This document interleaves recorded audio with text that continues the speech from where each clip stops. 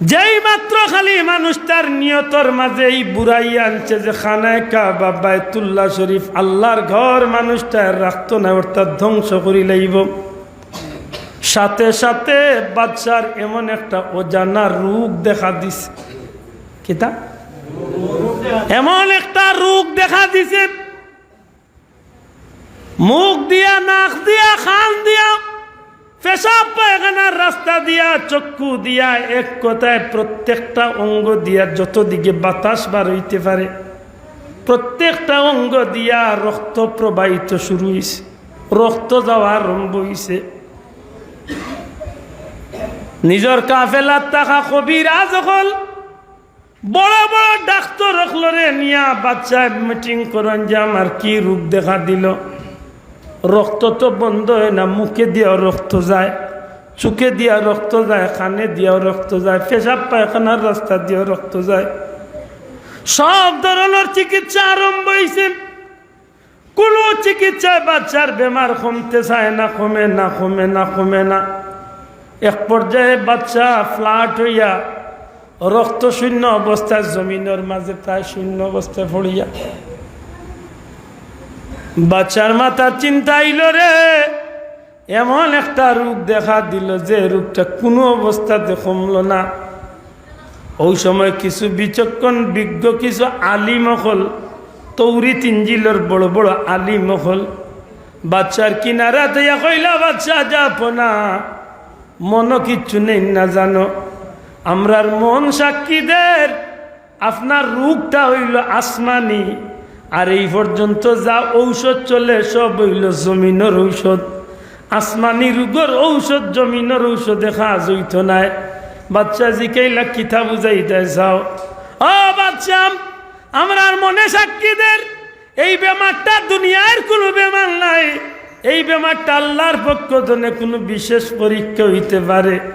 আপনি কি কোনো খারাপ চিন্তা মাথার মাঝে আনছেননি? আপনার মনের মাঝে কোনো খারাপ চিন্তা আনছিল এমন মনে পড়েনি? বাচ্চায় কিছু সময় চিন্তা করিয়া উঠিয়া কইন রে, সত্যি তো একটু আগে যে গড়খানোর প্রশংসা শুনছিলাম, এই গড়খান আমি ভাঙ্গিলাইমু বা ধ্বংস করিলাইমু মনে মনে ইরাদা করছি। এই যে মনে মনে এই ঘর ভাঙ্গার ইরাদা করছি, তখন তো আমার রোগটা শুরু হয়েছে। আল্লাহর বন্দায় মনে মনে তওবা করিলাম, ইগর যদি আল্লাহর ঘর হইয়া থাকে আমি ইগর আর ভাঙতাম না। যেমনে খালি এই নিয়তটা আল্লাহর বন্দায় বাচ্চা ফিরাইয়া আনছেন, সাথে সাথে ঔষধ ছাড়া আল্লাহর বন্দার বেমার বালা হয়ে যায়, সাথে সাথে তার বেমারটা ঔষধ ছাড়া কমে যায়।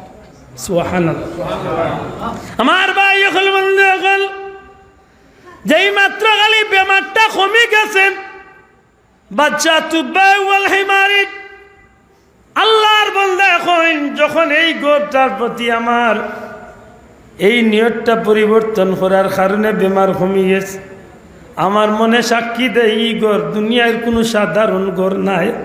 সুবহানাল্লাহ। এই ঘর বড় আজমতওয়ালা শানওয়ালা ঘর, এই ঘরের লগে আমি কোনো সময় আর বেয়াদবি করতাম না। আল্লাহর বান্দা মনে মনে সিদ্ধান্ত নেই, উলামা হযরত হকলার লগে, তাওরাত ইনজিলের বড় বড় আলিম হকলার লগে পরামর্শ করমু, তারারে জিকাইয়া কইমু যে আমি এই ঘর সম্পর্কে কি কিচ্ছু করতে পারিনি, এই ঘরের সৌন্দর্য বাড়ার লাগেনি আমি কিচ্ছু করতে পারি, এই ঘরের খেদমত করার কোনো সুযোগ কি আমার আছে? আলিম হকলরে নিয়ে সুন্দর করে বৈঠক করলে আলিম হকলে কইন, বাদশা আপনার ইচ্ছা, আপনি যদি কিচ্ছু করতে চাইন আপনারে আমরা পরামর্শ দিব, তবে আপনি কি করতে চাইন খোকা? বাচ্চা এখন পৃথিবীর সবচেয়ে দামি রেশমি সুতা দিয়া আমি চাই আর এই গরুর উপরে এমন একটা গিলাফ বান্ধিয়া দিতাম, যাহাতে এই গড় খান আল্লাহর গড় হিসাবে দেখতেও সুন্দর বাড়ি যায়, ই গড়ের মান খান যেন কিয়ামত পর্যন্ত আল্লাহ আর বাড়াইয়া দিলা। আল্লাহর গড়ের তো ইজ্জত আল্লাহ বাড়াইব, এই চাদর খান বা এই গিলাফ খানের কারণে যেন এই গড়ের সৌন্দর্য আরো বাড়ি যায়। সুবহানাল্লাহ।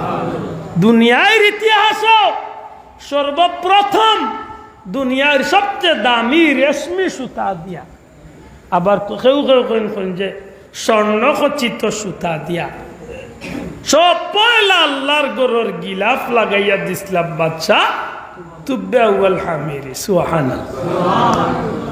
যেমনে লাগাইছেন গিলাফ পান আসলেই আল্লাহর গরর সৌন্দর্য যেমন 1000 গুণ বাড়ি গেছে সুবহানাল্লাহ। আমার ভাই হল বন্ধু হল বাদশা তুব্বে আউয়াল হামিরি বা তুব্বে আউয়াল হিমারি যখন আল্লাহর গরর গিলাফ পরাইয়া দিলেন তখন এই গরর সৌন্দর্য বাড়ি গেছে। আলিম উলামা হলে বুঝিলাইতে পারেন যে এই বাদশার মনটা এখন আল্লাহর গরর দিকে ঝুঁকি গেছে। নিশ্চয় মানুষটা আল্লাহর গরর প্রতি দুর্বল। তখন তারা তৌরিত ইনজিল বার করিয়া এই গরর শান আরো বেশি বেশি করে গাইতে থাকেন। এক পর্যায়ে এই গরর বর্ণনা দিতে গিয়া এই গর্জেন একসময় কাবা তনে কিবলা হইব, খার উচিলা কিবলা হইব, এন খে হইবা, এন বাড়ি কোন জায়গা তৈব, এন জন্ম কোন জায়গা তৈবা, এন কি জাত নবী হইবা, সারা বর্ণনা যখন আলিম উলামা যখন কোয়া শুরু করছেন বাচ্চা তুব্বে আউয়াল হিমারি এক সময় শুনতে শুনতে আমার নবীজির জীবন কাহিনী নিয়ে মানুষটা আকর্ষণ বাড়ি যায়। আমার নবীজির জন্ম হইব এই নগরীত, এই জন্ম নিবা এই এলাকার মাঝে, এন উসিলাই জমিনটা ধন্য হয়ে যাইব, এন বাবার নামত হইব, মার নামত হইব, এই মৌলবী হইবা, আখেরি জমানার পয়গাম্বর হইবা, মক্কা নগরীতে দীর্ঘ সময় খাটাইবা। 53 বছর বয়সর 40টা বছর সমাজের মানুষে তান্ডে আলামিন হিসাবে চিনব, বড় বিশ্বাস করব, সম্মান করব। জুহরে নবুয়তি প্রকাশ পাওয়ার বাদে তানা 5 জন গোষ্ঠীর এলাকার মানুষ দুশ্মন হয়ে যাইব। এক সময় তান্ডে হিজরত করতে বাধ্য করে লাইব, নির্যাতন করতে করতে হিজরত করতে বাধ্য করে লাইব। সারাটা হুনইন শেষ পর্যন্ত দেখুন যে 53 বছর বয়সে হিজরত করিয়া ইয়াসরিব যাইবা। জমিনের নাম ইয়াসরিব তনে মদিনা মুনাওয়ারা হয়ে যাইব। আল্লাহর জমিনের সৃষ্টি শ্রেষ্ঠ এক বাদশা আল্লাহর হাবিবরে আল্লাহ বানাইবা। সারাটা কাহিনী হুনার বাদে বাদশা তুব্বে আউয়াল হামিরি এখন আল্লাহর গর বাদ দিয়া আমার নবীর মহব্বতে পাগল পারা হই যায়। আলী মহল্লা রেখো খো ও নবী সম্পর্কে খালি কইতেই থাকো, গাইতেই থাকো। ও নবী সম্পর্কে আমি শুনতাম চাই, আরো জানতাম চাই, আরো বুঝতাম চাই। ই নবীর শান কিতা, ই নবীর মান কিতা, ই নবীর মর্যাদা কিতা, ওটা সারা খালি বেটা হুনাত লাগছে। এটা নবীর জন্মর আলোচনা শুনে শুনতে শুনতে শুনতে শুনতে এক সময় বেটা উঠিয়া কষ্ট বন্ধ কর, বন্ধ করো। আলিমহল বন্ধ হয়ে যায়। বেটা চলো মক্কা নগরীতে আমার আর কোনো কাম নাই। মক্কা নগরীতে নে বারো ও বিশাল বাহিনী লিয়া মক্কা নগরীতে নে বারোইয়া আল্লাহর বন্দা আজকের দুনিয়ার হিসাবে প্রায় 420 কিলোমিটার দূরে ইয়াসরিব মদিনা শরীফ। সারা কাফেলা লিয়া বেটা মদিনা হিনে যাওয়ার বাদে বহুত লম্বা ঘটনা। আল্লাহর বন্দা বিল্ডিং বানায়, ঘর বানায়, বহুত কিচ্ছু করেন। শেষ পর্যন্ত একটা সিটি, কেউ কইছেন স্বর্ণর তক্তা, কেউ কইছেন রুফার তক্তা। যাই হোক এখন সিটি দু জাহানের নবী আপনার আমার নবী, নবী কামলিওয়াল্লাহর দোকান এখন সিটি লেখন। সিটির শিরোনাম আল্লাহর হাবিবরে সালাম দেন, পরিচয় দেন, ইয়া রাসূলুল্লাহ আমি নালায়েক তুব্বে আউয়াল হিমারি, আমি অমুক বাদশাহ নবী গো, আমি আল্লাহর গরর কিনারাতে ইয়া। এইভাবে আপনার বর্ণনা শুনিয়া আপনি নবী দুনিয়ায় আইবার আগে অ্যাডভান্স আপনি নবীর জন্মর আলোচনা শুনিয়া আপনি নবীর উপরে আমি কলমা পড়িয়া ইমান আনিস না বাবা এন জুড়ে হোক সুবহানাল্লাহ। তাইলে আমার এই কথা বুঝিয়া থাকলে জবাব দেওয়া, ই নবীর জন্মর আলোচনা শুনলে মহব্বত বাড়ে না কমে? খালি বাড়ে না রে ভাই।